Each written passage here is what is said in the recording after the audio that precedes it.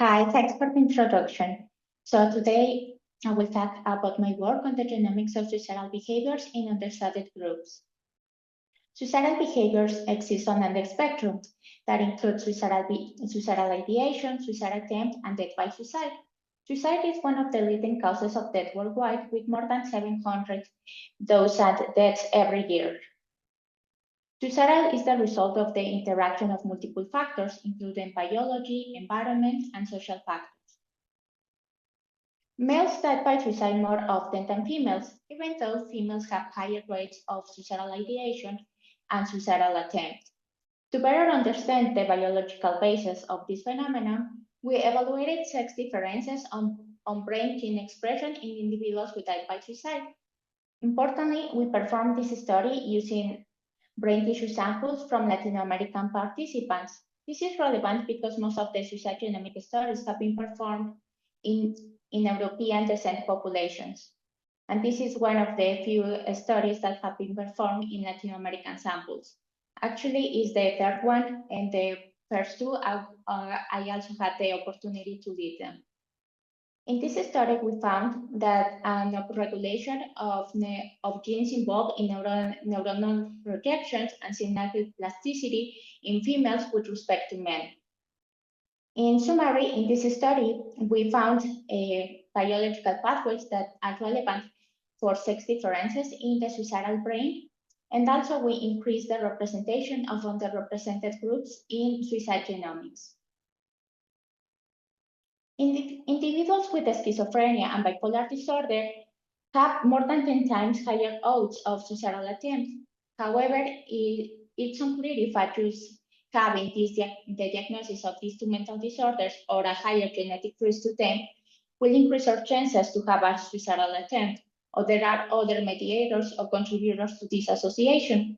So this is what we wanted to analyze in the study that I'm about to describe to you. In this study, we evaluated the potential effect of 15 potential mediators in the association between schizophrenia and bipolar disorder on suicide attempt, and we included a broad range of potential mediators, including behavioral traits like insomnia and risk-taking, addictions, and socioeconomic factors like household income and educational attainment. We performed this study using a method called Mendelian randomization that allows us to estimate causal effects using genetic information. What we found was that we found specific contributors to the association between schizophrenia and bipolar disorder and suicidal attempt, and were this particularly significant for mental distress and risk-taking. However, it's important to note that these effects were not the same for these two disorders. We found important disorder-specific effects. For example, we found that the effect of these two mediators were independent of the genetic risk of schizophrenia. However, their effect was linked to the genetic risk to bipolar disorder. Also, we found a contribution of educational attainment to the association between bipolar disorder and suicidal attempt. However, it was important that this effect was independent of the genetic risk to bipolar disorder. We know that social context is important for mental health, as, for example, socioeconomic status might determine our access to mental health resources. However, socioeconomic status might also influence our mental health through its effect on genetics, specifically through its role in our partner selection. And it has been found a phenomenon in humans that we tend to mate with people with similar traits to us. This is called assortative mating. And it has been found that this assortative mating for socioeconomic status and genetic risk to psychiatric disorders. This is that we are more likely to mate with someone with a similar socioeconomic status and with similar genetic risk to mental disorders.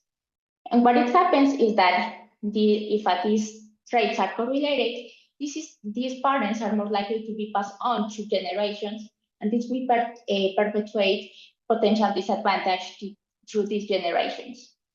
So in this study, what we evaluated was the effect of assortative mating on socioeconomic status on the genetic risk to psychiatric disorders. And our most important finding was that there's an effect of this assortative mating to a socioeconomic status, but was not the same for all the psychiatric traits. This was particularly significant for those traits associated with alcohol use. So this study highlighted the need to include social determinants in psychiatric genetic research. For my future research, I'm planning to increase the representation of understudied groups in suicide studies. And I'm working on this as co-chair of the Suicide Working Group of the Latin American Genomics Consortium, where we are working on collaboration through the US and in Latin America to increase the number of participants of Latin American descent in suicide genomic studies.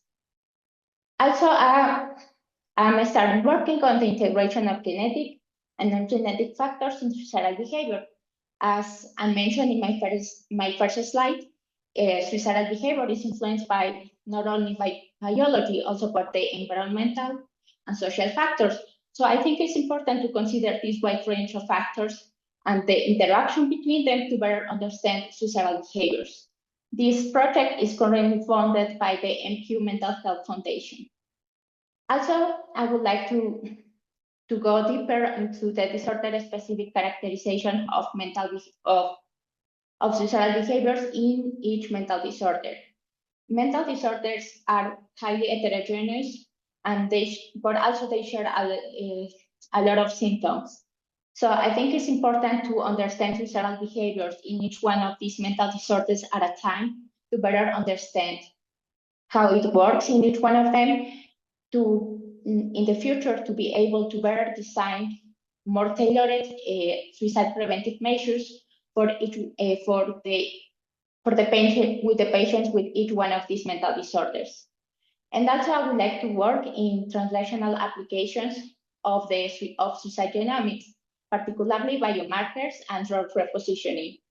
The brain is the main organ that is affected in mental disorders and suicidal behaviors. However, in living patients, we don't have access to the brain. So I think it's important to look for potential biomarkers in saliva and blood that could possibly correlate with what is happening in the brain, that could provide us that could give us information and insight of what is happening in the brain, and that's something that we could use in living patients. Also, I'm planning to work on drug repositioning. This is looking for potential therapeutical uses of the drugs that are currently in the market for mental disorders and suicidal behaviors. And lastly, I would like to thank all the people in the Polyman team, my mentor, Renato Polimanti, and my colleagues at Yale University, my mentors and collaborators, my funding sources, the American Foundation for Suicide Prevention and Mental Health Research Foundation.